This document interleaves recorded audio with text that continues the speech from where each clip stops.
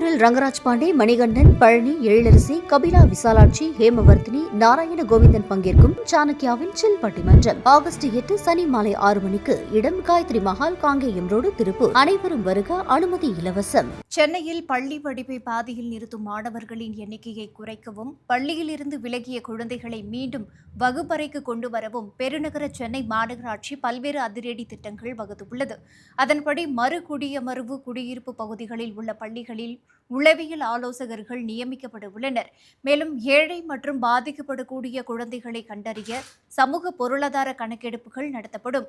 அத்துடன் ஆதார் அட்டை மற்றும் பிறப்பு சான்றிதழ்கள் வழங்குவதற்கான சிறப்பு முகாம்களும் நடத்தப்பட உள்ளன.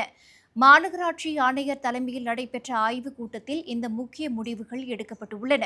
முதற்கட்டமாக எழில் நகர், கண்ணகி நகர் மற்றும் செம்மஞ்சேரி ஆகிய பகுதிகளில் Madras school of social work எனப்படும் சென்னை சமூக பணி பள்ளியுடன் சேர்ந்து இந்த கணக்கெடுப்பு நடத்தப்பட்டு பாதிக்கப்படக்கூடிய குழந்தைகளின் விவரங்கள் சேகரிக்கப்படும்.